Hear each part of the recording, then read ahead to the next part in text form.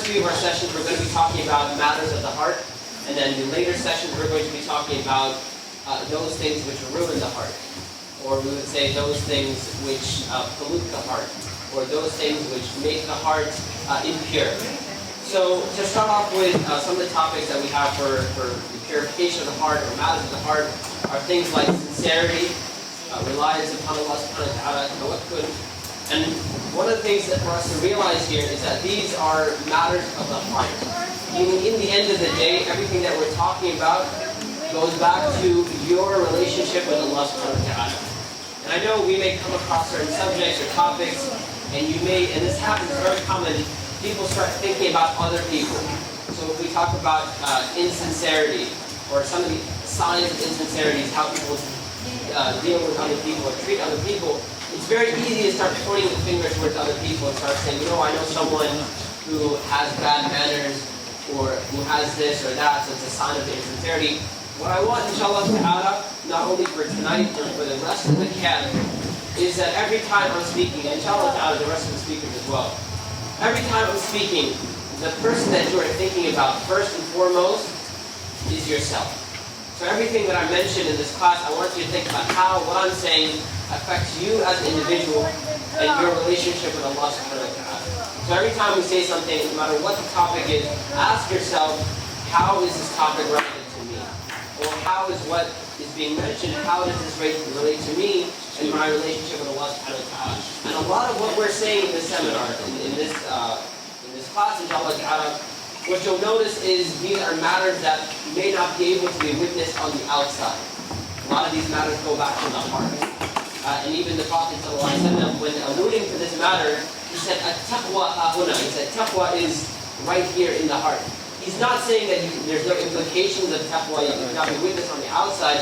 What he's saying here is that the main place where you see the effects of taqwa is in the heart. And it's not for someone from the outside to come and judge the taqwa of another person. Right? So when it comes to the heart, the true judge of a person's heart are two parties. There's only two parties who truly know what is happening inside the heart. Number one, obviously, is Allah subhanahu wa ta'ala. Right? Allah subhanahu wa ta'ala knows exactly what is going on in our heart. After Allah subhanahu wa ta'ala, the second party who knows exactly what is happening in the heart is who? Us, right? So no one else knows the way we are. No one else, and they may be able to try to tell what's going on in the heart, and they may say, I think this is what's happening. But in the end of the day, when it comes to the creation of Allah subhanahu wa ta'ala, it is us we know the best. Right? And this is why one of my sheikhs, one of my teachers, he would always say to me, he would say, كُلُّ أَحَدٍ يَعْلَمُ حَالَ نَفْسِهِ. He would say every single individual knows their own condition. Or يَعْلَمُ حَالَ قَلْبِهِ, knows the condition of their own heart. So if we were to be honest with ourselves, if we were to be sincere with ourselves, we would truly understand what position, what state our heart is in better than anyone else. And this is why when it comes to purifying our heart, or fixing our heart, or bringing ourselves closer to Allah subhanahu wa ta'ala, we can do it better than anyone else. So I can sit here for 4 or 5 days, I can advise you, and I can tell you what to do, but in the end of the day, if someone's heart is going to change, if someone's going to get closer to Allah subhanahu wa ta'ala, if someone's going to purify themselves, if someone's going to become a better Muslim, it's going to happen because of yourself. Obviously after Allah subhanahu wa ta'ala, but it's going to be a decision that you're going to have to make for yourself. You're going to have to convince yourself, you're going to have to convince your heart, because you know where your heart is right now, and inshallah ta'ala, you know where your heart wants to be. And so my job, inshallah ta'ala, for these classes and these seminars, is simply to show you where your heart should be, or where we should be aiming, where we want to take our hearts. So you know where your heart is right now. Like I said, I cannot judge that for you. I can only judge it for myself. I know where my heart is, just like you know where your heart is.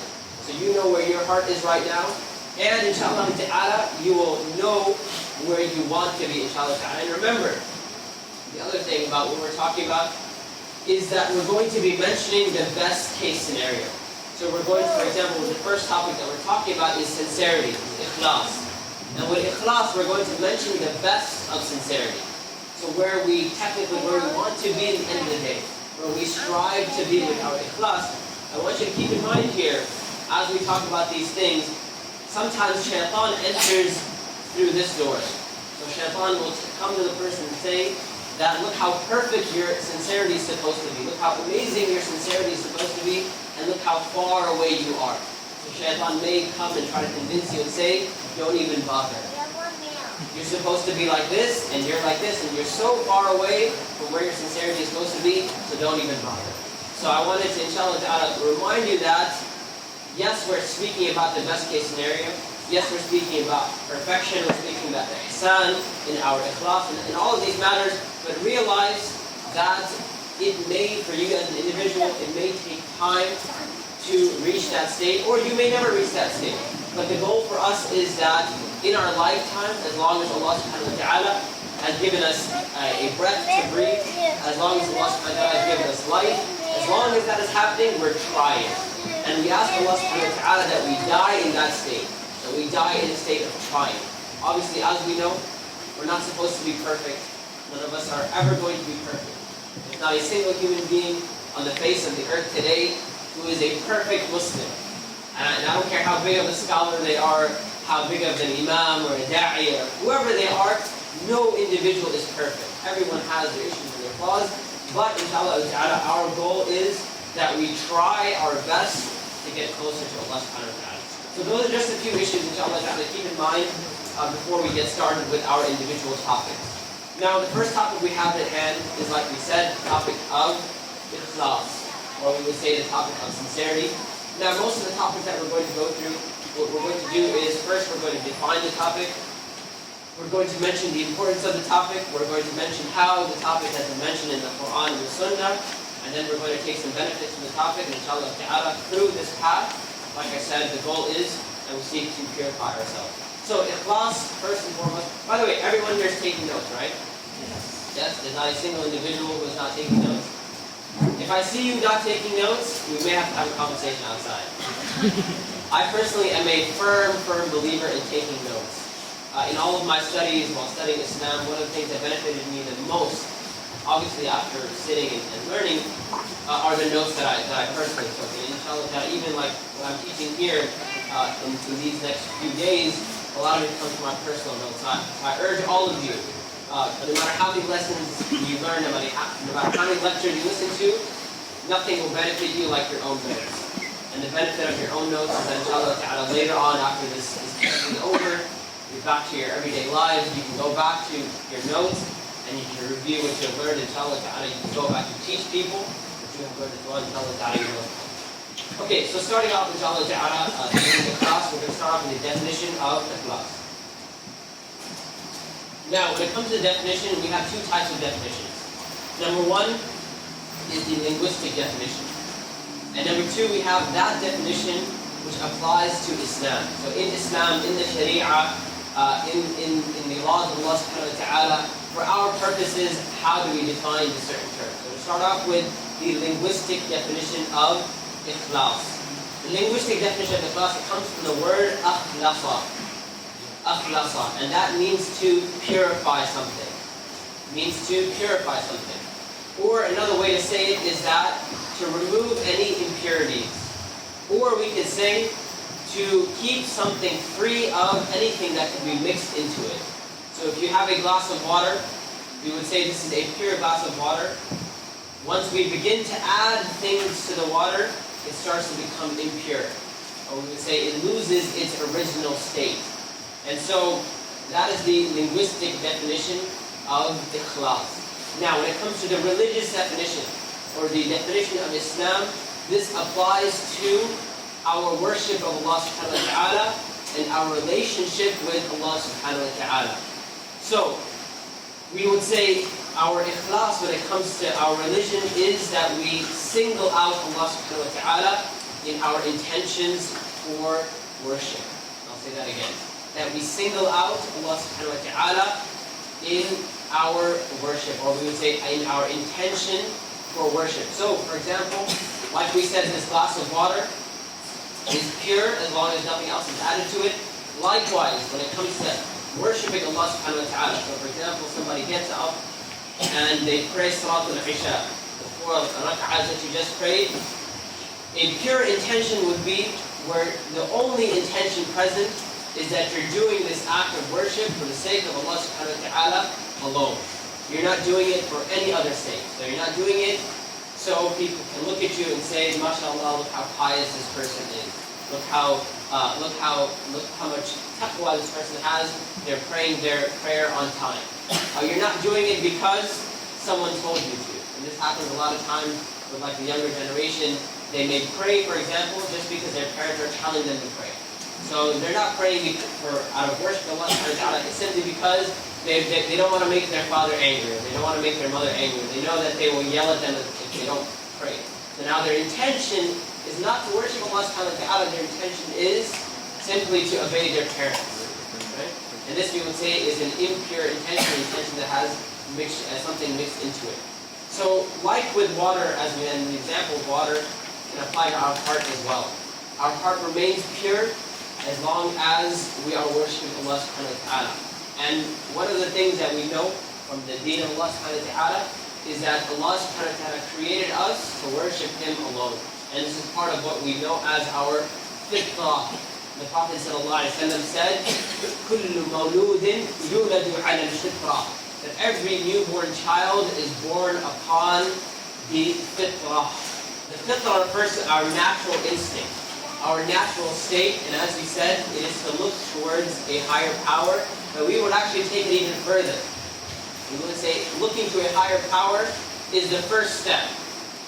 But true fitrah goes back to wanting to worship Allah alone. So the Prophet ﷺ said, كُلُّ مَوْلُودٍ يُولَدُ عَلَى الْفِطْرَةِ, that every newborn child is born upon their fitrah. And then he said, وَأَبَوَاهُ, that it is his parents that either make him a Jew or a Christian or a Zoroastrian. Meaning that if this newborn child, if they were not influenced in any way, they were left alone, let's say we took them on an island somewhere where there's no population. Are there any islands in Malaysia that have no population? There's 0 people? Are there? Yes. All of them have been found and people live there? Every single one? Okay. Have you guys heard of Maldives? Yes?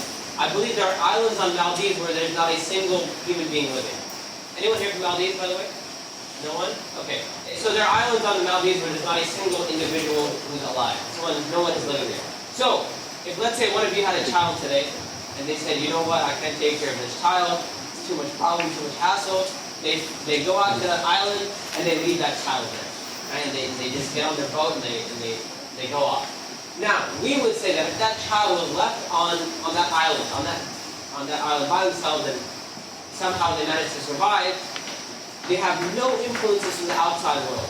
So no human beings, they have no TV, no internet, no Twitter, no Facebook, none of that. Right? So we would say the Prophet ﷺ is saying that this individual, if they were left on their own, not only would they look to a higher power, as the brother mentioned, and eventually they would say, because there is a higher power, there is something in control of my matters, it is that higher power that deserves to be worshipped alone. And this is what we call tawheed, worshipping Allah subhanahu wa ta'ala alone. And so the Prophet ﷺ is saying that when a person gets away from their fitrah, when they leave tawheed, it is not because they have this in them. It's not because of their fitrah. Their fitrah would call them back to tawheed. It is because of the influences from the outside. The influences from the outside. So, likewise, when it comes to our sincerity in our worship, we would say that if a child was left alone, and they had no influences from the outside, that this child would have ikhlas. They would have sincerity. They would be sincere in their actions. If they had no outside, nothing would make their actions impure, and they would be sincere in their actions. Now, that is one of the definitions that we mentioned of sincerity, that we said to single out Allah subhanahu wa ta'ala in our intentions when it comes to worship, or worshiping Allah subhanahu wa ta'ala.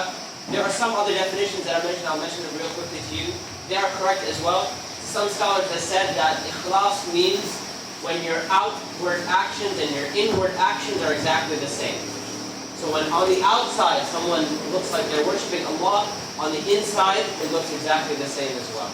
Meaning there's no other intention they have on the on the inside. The outside, their physical form, the physical actions that they're doing are the same of the inside action. Another definition that is mentioned of sincerity or ikhlas is that a person only seeks the reward of Allah subhanahu wa ta'ala in their worship. So that when a person worships Allah, they seek no other reward except the reward of Allah subhanahu wa ta'ala. Is that clear? So how many definitions did we mention? 2 or 3? 3 definitions. Now, just quickly, a term which you may hear, this is one to clarify this term for those of you who don't speak Arabic, is the term mukhlis. What is a mukhlis? Or who is a mukhlis? The person who has ikhlas. Right? The person who has ikhlas, we refer to them as a mukhlis. And Allah subhanahu wa ta'ala in the Quran refers to people as mukhlisin, those who have ikhlas. So as, for example, Surah Maryam, verse 51, Allah subhanahu wa ta'ala mentions Musa alayhi salam. وَاذْكُرْ فِي الْكِتَابِ مُوسَى إِنَّهُ كَانَ مُخْلَصًا. That remember, in the book, Musa alayhi salam has been mentioned, he was mukhlas. And actually there's 2 ways in which this ayah is recited. One is mukhlisa and other is mukhlasa. Mukhlasa, it refers to someone who Allah subhanahu wa ta'ala purified. Mukhlas, someone who Allah subhanahu wa ta'ala purified. Mukhlis, on the other hand, is someone who would worship Allah subhanahu wa ta'ala in sincerity. Okay, so if you go back to this ayah, you look at the recitations of how this ayah is recited. One of the recitations mentions, إِنَّهُ كَانَ مُخْلَصًا. This is probably the recitation that we are used to, مُخْلَصًا. And this refers to someone who Allah subhanahu wa ta'ala had purified. إِنَّهُ كَانَ مُخْلِصًا is someone who would worship Allah subhanahu wa ta'ala in sincerity. Now just as a quick question for all of you. As you know, there is a surah in the Quran known as Surah Al-Ikhlas. Have you heard of this surah? Yes, I would imagine that most everyone has heard of this surah. And this is the surah that starts with قُلْ هُوَ اللَّهُ أَحَدٌ. My question for all of you, why is this surah called Surah Al-Ikhlas? Why is this surah called the surah of sincerity? If you look at the words of the surah, the ayahs of the surah, so just to begin with, it mentions قُلْ هُوَ اللَّهُ أَحَدٌ, that say that Allah is one. Right? And then, what does that have to do with the ikhlas? What does it have to do with ikhlas or sincerity? So if you read through the surah, what you realize is the first ayah mentions قُلْ هُوَ اللَّهُ أَحَدٌ, that Allah is one. And then this ayah, the surah goes on to negate partners for Allah subhanahu wa ta'ala. So that we purify our intention in our worship of Allah subhanahu wa ta'ala. لَمْ يَلِدْ وَلَمْ يُولَدْ.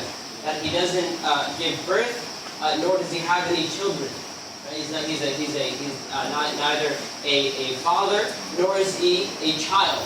Right? So we take out, or we negate all partners for Allah subhanahu wa ta'ala, and it goes back to worshipping Allah subhanahu wa ta'ala alone. And this is why the scholars of the past, they would say that Tawheed is the equivalent of Ikhlas. That those 2 words can be used at times interchangeably. So Tawheed and Ikhlas can be used interchangeably. And this is why some scholars would refer to Surah Al-Ikhlas as the surah of Tawheed. So in this surah, we exemplify, or we bring about the Tawheed of Allah subhanahu wa ta'ala. Where we mention that it is Allah subhanahu wa ta'ala alone who deserves to be worshipped. So in essence, ikhlas for us is the purpose of our life. So our whole life goes back to ikhlas.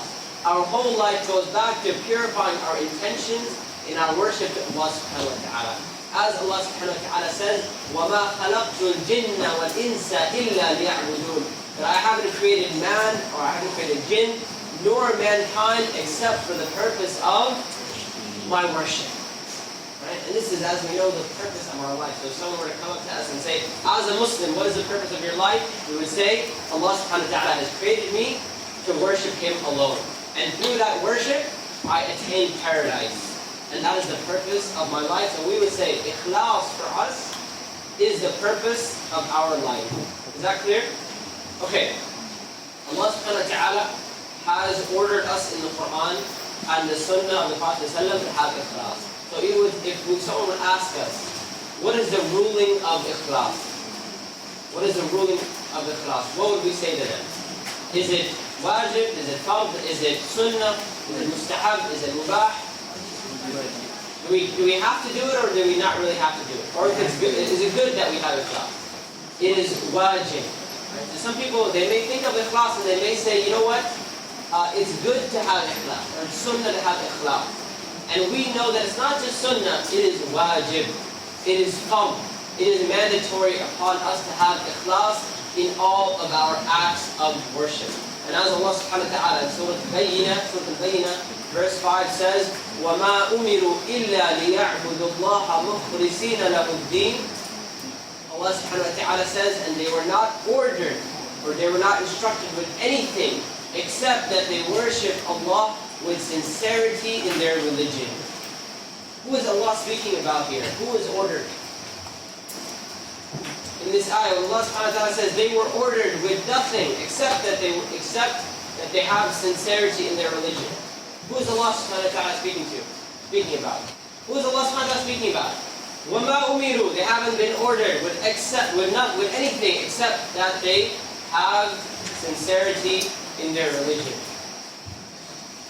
Mankind, but more specifically, who came to give guidance to mankind? The prophets. So Allah subhanahu wa ta'ala is saying here that the prophets, what they were commanded with, or the most important thing that they were commanded with, is that they call the people to ikhlas. They call the people to have sincerity in their worship of Allah subhanahu wa ta'ala. And this is why we say that every single prophet, every single messenger that came had the same message. And that message is that they call the people to worship Allah subhanahu wa ta'ala with sincerity, with ikhlas, that they worship Allah subhanahu wa ta'ala alone. That was the command given to every single prophet. And this is why we say every single prophet, from the time of Adam till Muhammad sallallahu alayhi wa sallam wa alayhi wa salam, they all had the exact same message, that they call the people to worshiping Allah subhanahu wa ta'ala alone. Yes, did the laws differ? The laws differ. Did the sharia differ from one prophet, one messenger to another? Yes, the sharia would differ. But did the message differ? No. The message, every single message came back to the message of calling people to sincerity in their worship of Allah subhanahu wa ta'ala. Now, from the sunnah of the Prophet sallallahu alaihi wasallam, we have one of the most important hadith in the sharia, and that is the hadith of Umar radiallahu ta'ala. And this hadith is the first hadith mentioned by Imam al-Nawawi rahimahullah ta'ala in his famous collection of hadith of Ba'in al-Nawawiyya, the 40 hadith of al-Nawawi. إِنَّمَا الْأَعْمَالُ بِالنِّيَّاتِ. So Umar radiallahu ta'ala says that the Prophet sallallahu alayhi wa sallam said, إِنَّمَا الْأَعْمَالُ بِالنِّيَّاتِ, that all actions will be judged by their intentions. All actions will be judged by their intentions. So in this hadith, what we learn here is that the Prophet ﷺ is saying that everything goes back to our intentions. That we can do whatever actions we like, but in the end of the day, our reward from Allah subhanahu wa ta'ala is based off of the intentions that we had. So as we said, someone may get up and pray 4 rak'ahs of Isha, the Isha prayer. But if their intention was not for the sake of Allah subhanahu wa ta'ala, then they will not be rewarded for that intention.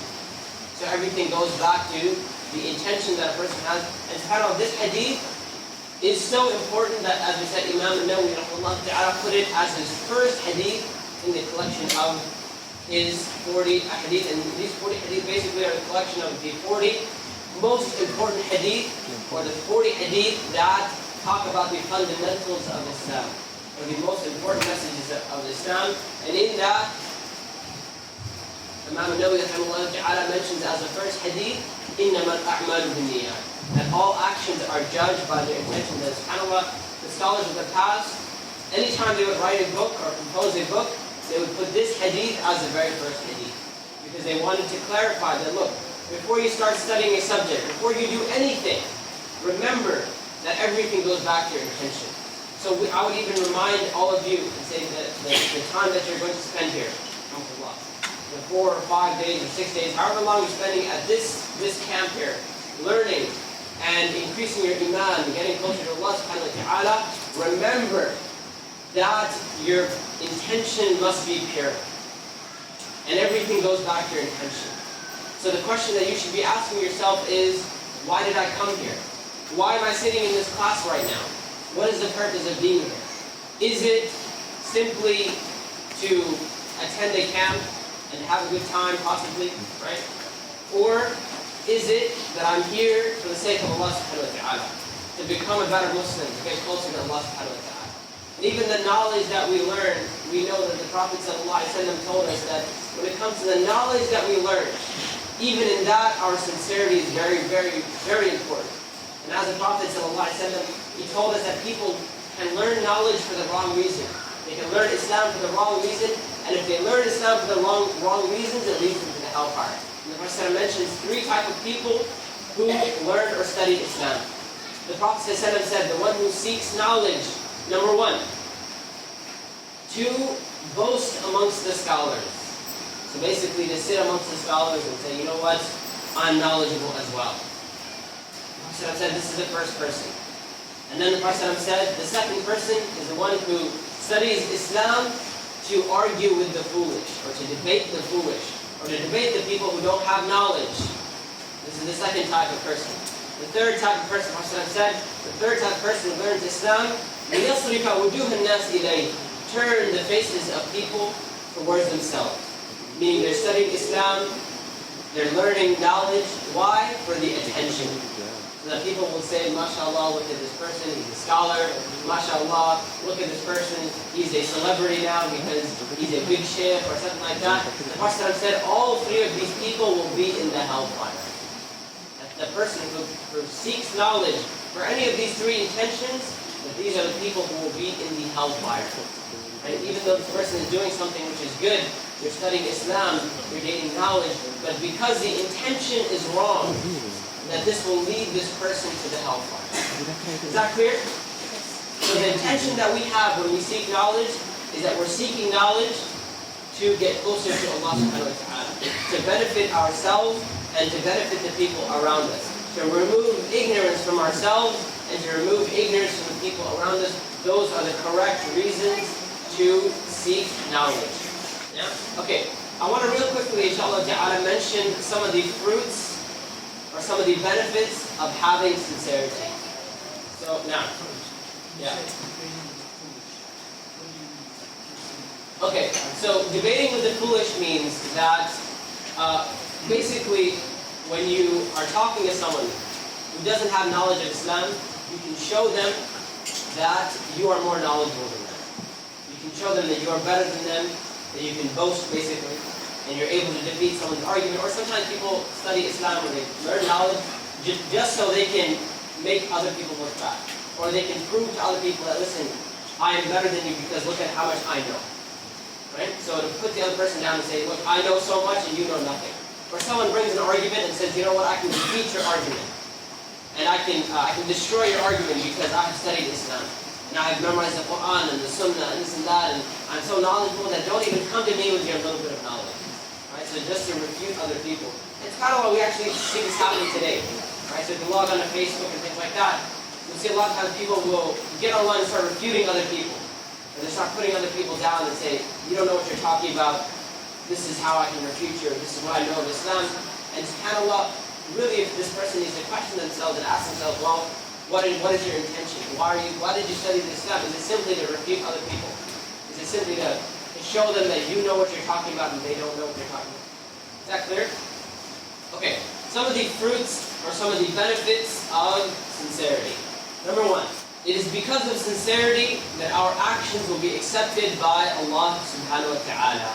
As the Prophet sallallahu alayhi wa sallam said, and this hadith is narrated in the Sunan of Imam al-Nasai. So the Prophet sallallahu alayhi wa sallam said, إِنَّ اللَّهَ لَا يَقْبَلُ مِنَ الْعَمَلِ إِلَّا مَا كَانَ لَهُ خَالِصًا. said that Allah subhanahu wa ta'ala will not accept any action except that action which is done purely for the sake of Allah subhanahu wa ta'ala.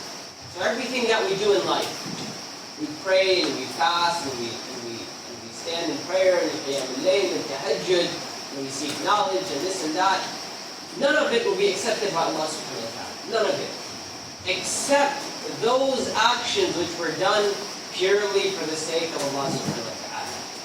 Meaning we didn't do it to show off, we didn't do it because people are looking at it, we didn't do it for the attention, we didn't do it for any other reason except for the sake of Allah subhanahu wa ta'ala. And as we said, this goes back to the state of a person's heart. Right? You cannot be witness on the outside. You cannot look at someone and say, well, maybe they're doing this for the sake of Allah. Maybe they're not doing it for the sake of Allah. And this is why it is not for us as Muslims to accuse anyone and tell anyone, you're not sincere. Right? We can't go to someone, like I can't walk up to the brother and say, brother, you're sitting here, but you're not sincere. Because I don't have knowledge of that. It's a matter between him and Allah subhanahu wa ta'ala. Right? It goes back to the state of our heart. So we would say this is something that each individual, every single person sitting here in the room today, this is something that each of us, we have to work on individually. Yes, we can seek help. Yes, we can find ways to purify ourselves. But in the end of the day, this is something which is between us and Allah subhanahu wa ta'ala. And as we said, we desperately need this. Because without sincerity, our actions will not be accepted by Allah subhanahu wa ta'ala. Number 2, the second benefit of sincerity.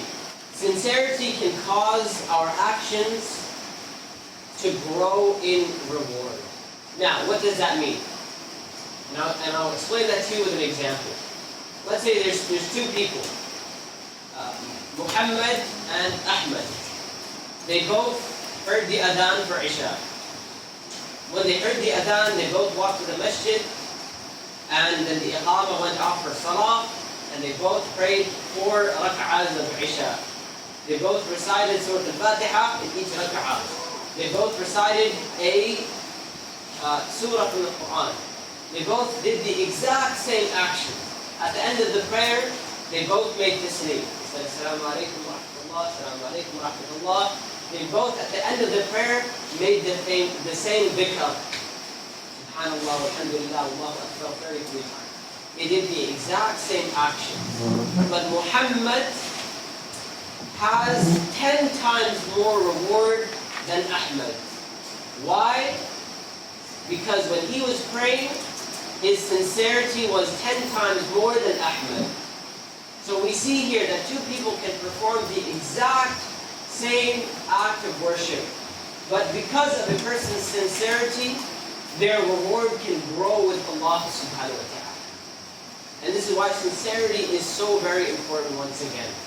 That you may have two people, or a whole group of people, a whole masjid full of people, that are doing the exact same action, but their reward differs. And Imam Ibn al-Qayyim rahimahullah ta'ala, when speaking about this subject, he says it may be that people in their reward, they differ, just like the heavens differ from the earth. See how far away the heavens are, and how far away the heavens are from the earth? He says that is how much the reward can differ for an individual.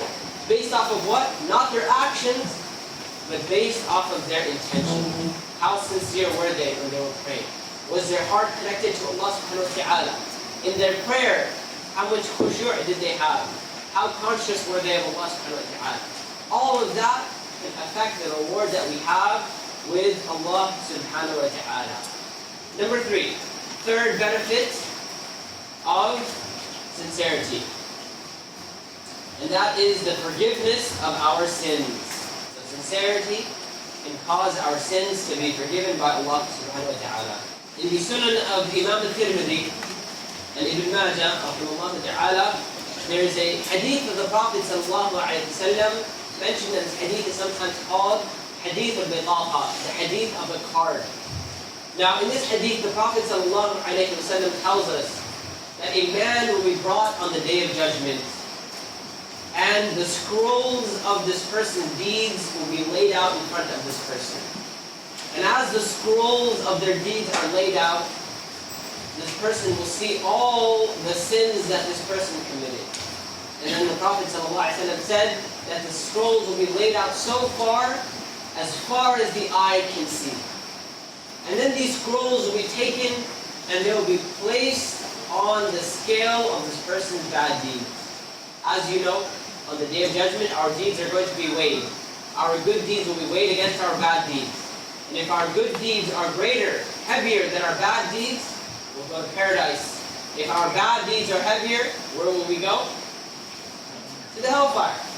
And so, as this person's bad deeds are laid out, scroll after scroll after scroll, as far as the eye can see, this person's deeds are laid out. And then they're taken and they're placed on the scale of bad deeds.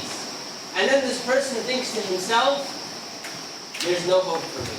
I'm headed towards the hellfire because there's so many bad deeds. And then the Prophet ﷺ said that a single card will be brought and placed on the scale of good deeds. And this card, the Prophet said, is the card of La ilaha illallah. The card of this person's shahada, the testimony of faith. There's no one worthy of worship except Allah subhanahu wa ta'ala. The card which says on it, La ilaha illallah. And the Prophet said that this one card will cause this person's scale of good deeds to become heavier than all of the scrolls placed on the scale of bad deeds. Now, what we know is this card is so heavy because when this person has their shahada, when they testified in their faith, they lived their life according to the shahada, they had what? Sincerity. Meaning when they said La ilaha illallah, and they said there's no one worthy of worship except Allah subhanahu wa ta'ala, they were sincere. And they worshipped Allah subhanahu wa ta'ala with sincerity in their life. And because they worshipped Allah subhanahu wa ta'ala with sincerity, it was heavier than all of the scales of bad deeds mentioned for this person. And this is the benefit of having sincerity in our actions. So maybe our actions are less. Maybe our bad deeds are a lot. But if our actions are done purely for the sake of Allah subhanahu wa ta'ala, then that is the weight that they're going to have on the Day of Judgment. There's another hadith I want to share with you. And this is the hadith of the Prophet ﷺ mentioned in Sahih Muslim. And in this hadith, the Prophet ﷺ tells us of a woman from the nations before us. The Prophet ﷺ said that there was a woman from the nations before us, and this woman was a prostitute. This woman was a prostitute. And on one occasion, this woman, she saw a dog which was panting out of thirst for water. So she saw a dog who was very, very thirsty. And when this woman, she sees this dog, she climbs into a well. She goes down into a well. And she fills her shoe with water. And she puts the shoe in her mouth because she needs to climb up out of the well. She holds the shoe in her mouth. And she climbs up all the way out of the well. And she comes to this dog. And she gives this dog some water. And the Prophet ﷺ tells us that because of this action, Allah subhanahu wa ta'ala forgave all of her sins. Because of this action, Allah subhanahu wa ta'ala forgave all of her sins. Now, what we know from this hadith is that she was so sincere in this action. She was so sincere in everything that she did that Allah subhanahu wa ta'ala forgave these major sins that she had. Right? I want you to imagine, prostitution is a very major sin. Right? Because a person, this woman is continually committing adultery. And this is one of the worst things that we can think of. And usually when people think of sins, or major sins, or bad sins, they think of sins like that. They think of murder, and this and that, and they think of adultery. And they think of prostitution. And they say that is one of the worst things that you can possibly do. But the Prophet ﷺ tells us that because of her sincerity, in this one action, Allah subhanahu wa ta'ala forgave all of her sins. And this shows us the importance of having sincerity. The fourth benefit of having sincerity is that a person can be rewarded for an action even if they're incapable of doing it. In a hadith of the Prophet ﷺ, mentioned in Sahih Muslim, the Prophet ﷺ said, "Man sa'ala ash-shahada bi sidqin, balaghahu Allahu manazil ash-shuhada, wa in mata ala firashihi." The Prophet ﷺ said that a person who asks to be a shaheed, a person who asks to be a martyr, and this person asks for this with sincerity, bisidqin, in truthfulness, that they ask Allah subhanahu wa ta'ala that they die as a martyr. Then the Prophet ﷺ said that this person will be given the ranks of a martyr even if they die on their bed. This person never did anything, never went out, never defended the Muslims, never did anything. This person can reach the ranks of those people who died for the sake of Islam. Why? Because when they ask to die as a martyr, when they ask Allah subhanahu wa ta'ala, "Oh Allah, make me a shaheed," that they were truthful in their dua. That they asked for the shahada with sincerity. And so even though they never got that shahada, they died on their bed, Allah subhanahu wa ta'ala will give them the reward of a person who dies as being shaheed. And in another hadith, the Prophet ﷺ told us that a person who makes the intention to pray qiyamul layl, so let's say the night time comes, before going to bed, the person makes the intention and they're sincere in their intention. They say that tonight, inshallah ta'ala, I will wake up 20 minutes before Fajr, and I will pray tahajjud, I'll pray qiyamul layl. However, this person is so tired, maybe they've been on a long journey where they flew all the way from Texas to Kuala Lumpur, they're very, very tired. So for that reason, they're not able to wake up. And their alarm is going off, and they look at their alarm and they say, "SubhanAllah, it's Fajr time." And they get up for Fajr and they realize, I wanted to, and he says, the sister says, for example, she says, "I wanted to get up for tahajjud, but I was so tired I was not able to wake up." The Prophet says that this person will be given the reward for the intention that they had. So let's say this person intended to pray 4 rak'ahs or 8 rak'ahs of qiyamul layl. And they didn't pray it because they slept. They weren't able to get up. But the Prophet tells us that this person will be given the reward of that tahajjud. Why? Because they made the sincere intention. And this is the benefit of having sincerity in our actions. This is why the scholars of the past, they would say, always, always, always, at least make the intention to do good deeds. Right? So let's say, right now, you're not able to do something. At least make the intention that if I had the ability, I would do it. And at least tell yourself, and even if you know that it's very difficult for me to wake up for tahajjud, at least tell yourself, inshallah ta'ala, I will try.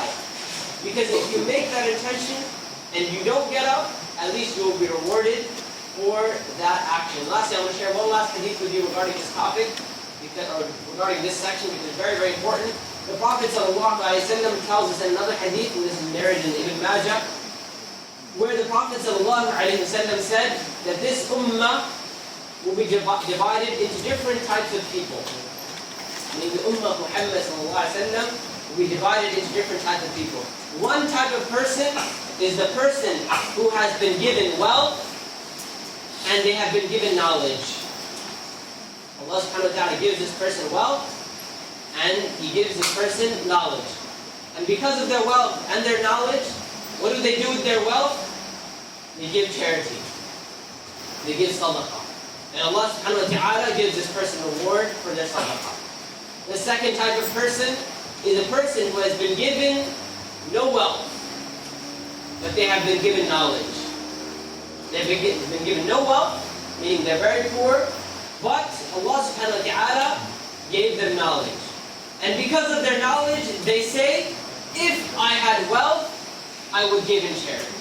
So what do they say? They say, even though I don't have any money, I'm poor, I'm broke as a joke, right? I don't have any money. But if I had money, What would I do with my money? I would give charity.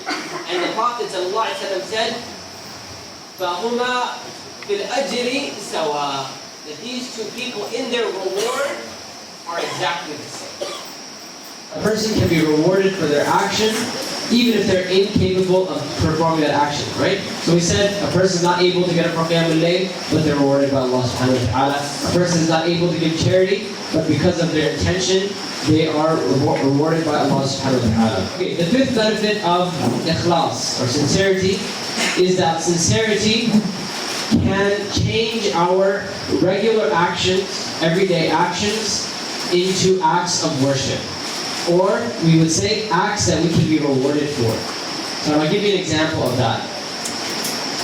A person who, let's say, is a brother, he's married, and on the way home from work every day, he stops by Tesco. You guys have Tesco here, right? He stops by Tesco every day, and he buys some milk for his family, right? So this is just part of what he does every day. Buy some milk, buy some groceries, and bring it home. Now this is a regular action, right? Is this an act of ibadah? Is it an act of worship? Yes or no? Yes or no? Yes. How many people say yes? Raise your hand. How many people say no?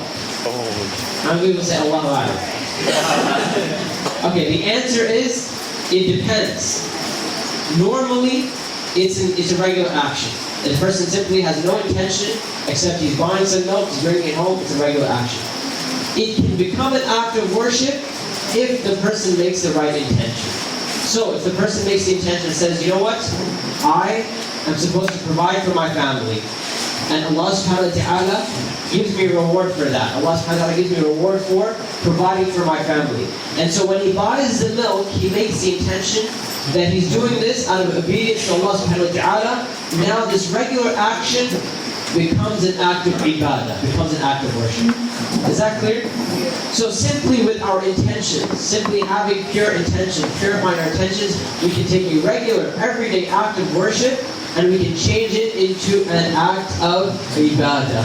And the beauty about this point here is that it can be any action, as long as it is halal, right? Obviously you can't convert a haram action into an act of ibadah, right? So you can't, for example, go steal and be like, oh, I had a good intention, so Allah will reward me for it. As long as it's a halal action, then you can be rewarded by Allah subhanahu wa ta'ala, right? So if we said a haram action, not taking a haram action, you can't go steal, for example, and say, I did it for the sake of Allah, and Allah will reward me. As long as it's a halal or it's a mubah action, any mubah action, as long as the sincerity is there, the intention is there, it can be converted into an act of worship. Also, number six, sincerity. With sincerity, we can protect ourselves from shaitan.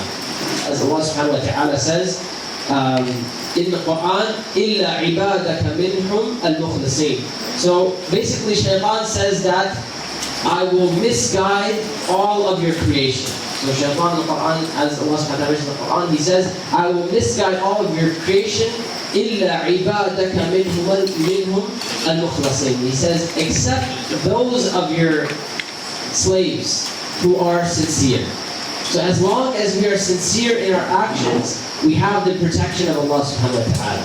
As long as we're worshiping Allah subhanahu wa ta'ala with sincerity, we have protection from shaitan.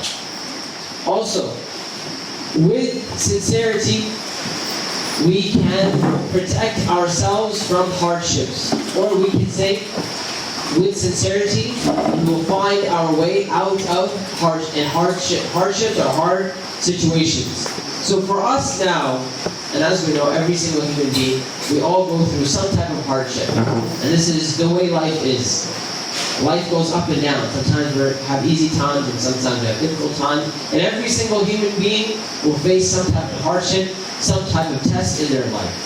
And so a person who is sincere in their worship of Allah subhanahu wa ta'ala, a person who is sincere in their actions, that Allah subhanahu wa ta'ala can help them in their situation. And this is why the sunnah of the Prophet sallallahu alaihi wasallam is that when we are going through some hardship, we recall our good deeds. Not to somebody else, We don't tell other people about it. We don't say, oh, do you remember that I did this and this?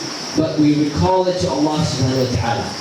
And we say, oh Allah, you know that I did this and this and this and this, purely out of your purely for your sake. Out of sincerity for you. Oh Allah, if you know that I did this for your sake, then help me out in my hardship. Right? So as we said, one of the benefits is that we are helped in our times of hardship with our sincerity. Point number 8, and this is, subhanAllah, something which is very, very important. And that is, with sincerity, we will always be satisfied. And we will always feel content. Okay, what do I mean by that? With sincerity, we will always feel satisfied and we will always feel content. Now the reason why we say that is that a person who does matters for the sake of Allah subhanahu wa ta'ala, then whether they are thanked by people or not, it won't matter to them. As Allah subhanahu wa ta'ala mentions in the Quran, the people who feed other people for the sake of Allah subhanahu wa ta'ala. إِنَّمَا نُطْعِمُكُمْ لِوَجْهِ اللَّهِ. Allah subhanahu wa ta'ala says, if people say, we feed you for the face of Allah subhanahu wa ta'ala, meaning for the reward of Allah subhanahu wa ta'ala. Right? لَا نُرِيدُ مِنْكُمْ جَزَاءً وَلَا شُكُورًا. We do not want from you any type of reward, nor any thanks. And when a person is sincere, meaning they did it sincerely for the sake of Allah subhanahu wa ta'ala, they will always be happy.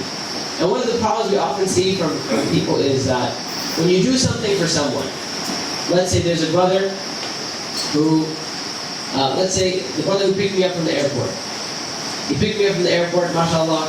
I don't think y'all know who he is, but Jazakallah khair, he actually picked me up from the airport. It's about an hour and a half or 2 hours away from here.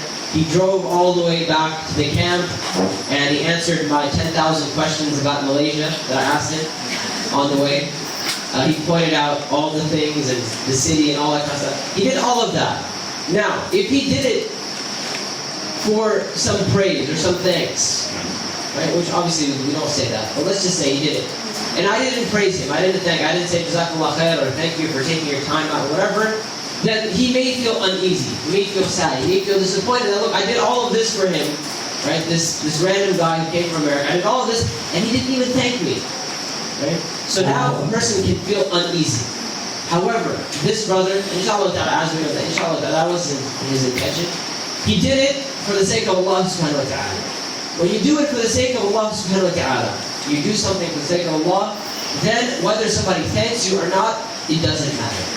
Because you know that your reward lies with Allah subhanahu wa ta'ala. That you did it sincerely for the sake of Allah subhanahu wa ta'ala. And this ensures that no matter what you do in life, that you will always be happy.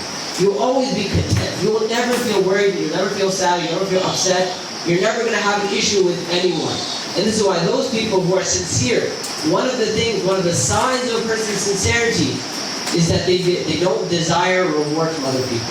They don't desire thanks from other people. They're never saying, can you believe this person? I did this for them, I did that for them, I did that, and they didn't even thank me. Or, you'll hear what a common thing people say is, they'll say, and this is how you're going to thank me? Right? After I did all this for you, and this is how you're going to thank me? Right? What they're saying here is that I did so much for you and you didn't even reward me for it.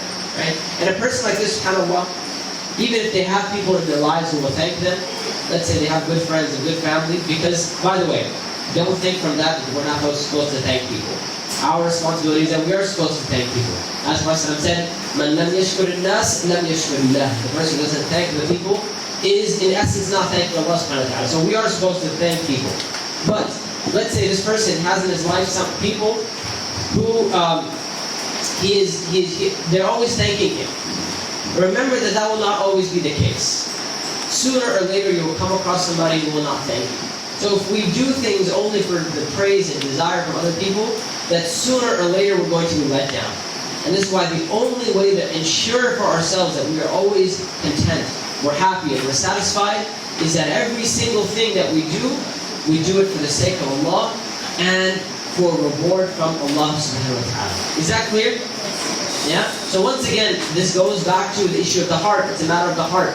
It's not outwardly, it's in your heart. When you do something for someone, if you do this or you do that, Whatever it is that you're doing, and it may be some close ones, it may be your own wife, or it may be your husband, it may be your children, or the children of anyone that you do something for.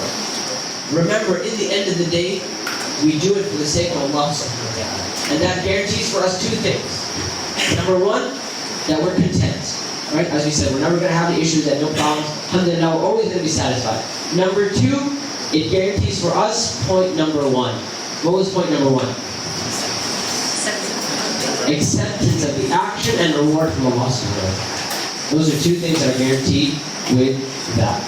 Lastly, we will say that the last benefit that we'll mention, we're at what? Point number 9? Yes. Okay, we'll make it 10. How about that? Number 9, we'll say that a person can be rewarded even if they make a mistake, if they're sincere in their actions. The Prophet ﷺ said that a person who makes ijtihad and they are correct, they get 2 rewards.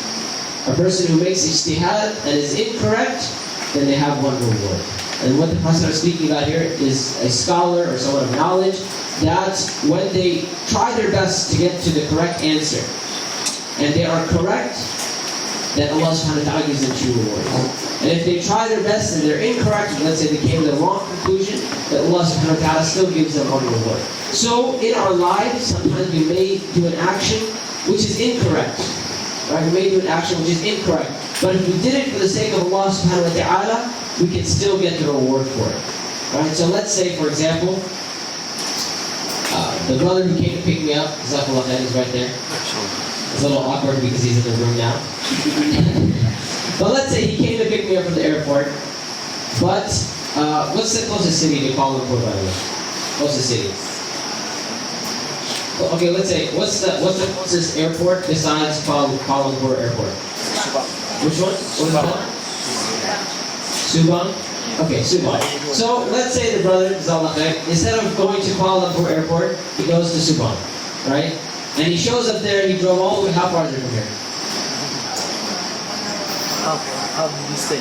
1.5 hours? Okay, so let's say he drove there, but he went to the wrong airport, right? And I'm at the airport, I'm waiting, I'm like, where's this guy at? You know, I need to go to this camp, I need to teach. And he's like, where's the Sheikh at? He's not here, I've been waiting for so long. And poor guy, he went to the wrong airport. Now, even though he made a mistake, his reward lies with Allah subhanahu wa ta'ala. Why?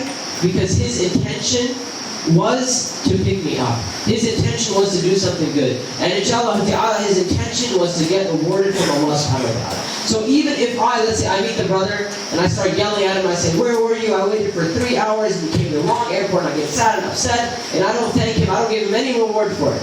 Right? I don't thank him, I'm unhappy, and people are unhappy at him, other people are unhappy, all of you are unhappy because I'm not here.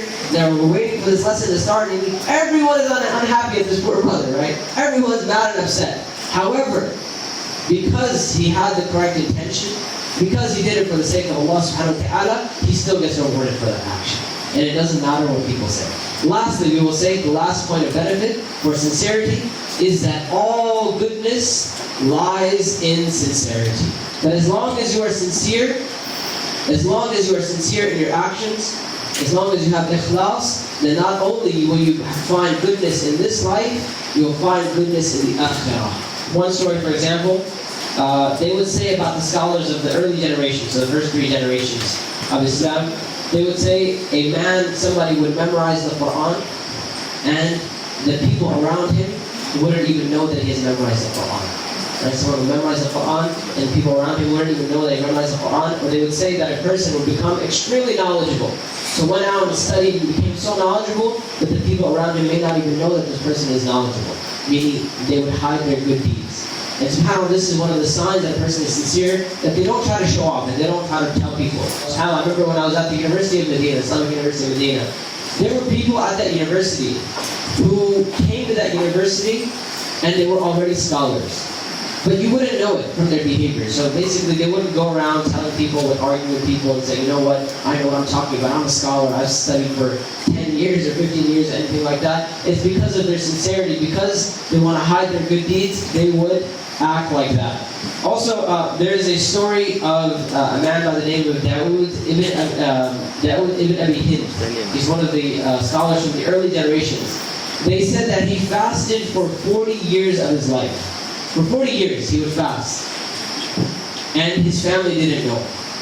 His family didn't know. How did his family not know? Because in the morning, he would have suhoor. And for them it was breakfast. In that generation they woke up before Fajr. They had breakfast before Fajr. He had breakfast with his family. And then he would pray Fajr and then he would go to work. And then the food that his family would give to them, right? So his wife, for example, would make him food and say, here's your lunch. He would take his lunch and he would give it in charity. And then he would come home in the evening, at Maghrib time, and he would have dinner with the family. Right? So his family doesn't even know that he was fasting. For 40 years of his life he fasted before his family even knew that this person was fasting. For 40 years of his life. Also, there's a story of Al-Imam Al-Mawardi, rahimahullah ta'ala, who is mentioned that he wrote they mentioned about 1,000 books. He wrote 1,000, he authored 1,000 books. However, in his lifetime, he never released a single book. And he told his companions, he said, if when I'm dying, you feel that I was sincere in my actions, then I hid all of these books in a particular place, go find them and benefit the people. And if you feel like I wasn't sincere, then don't touch these books, leave them where they are. And they say, subhanAllah, in his lifetime, not a single book of his was released. Not a single book. But after he died, his companions, they felt that he was sincere until his dying moment, he did not want any popularity. He didn't want people to know who he was. He didn't say, oh, I wrote so many books. Look how popular I am. Look how amazing I am. Right? None of that. He never was praised a single moment for his book because nobody knew that he wrote those books. However, after he died, all those books were released for him. Right? And that shows that how sincere he was when writing those books. When we usually do actions, we want to get recognized immediately. Right? We want people to know that I did this and this and I did that and all that. It's because maybe our sincerity is a little bit lacking. Also, Zayn al-Abidin, rahimahullah ta'ala, he has a very interesting story. It mentions that during his lifetime, he would wake up in the middle of the night and he would fill a huge bag with bread. And he would spend the majority of the night passing out bread to those people who were poor, those people who didn't have any food to eat. And in the morning time, before Fajr, he would go back into his house. And during his lifetime, nobody knew who was passing out the bread. Nobody knew. And the only reason we know this story, that it was him, is because after he died, nobody was receiving any more bread. Right? So when he died, people stopped receiving bread, and then they realized it's him. And another proof that they had was when they died, they found marks on his back. They found marks on his back from carrying the huge bag of bread. Because he spent his whole life giving this charity, he had physical marks on the back of on his back. And so when the people saw that number one, he had these marks on his back. Number two, they said, we're not receiving bread anymore. They realized it was Zayn al-Abidin, rahimahullah ta'ala. Right? So these are just some of the things that the early generations would do to hide their good deeds.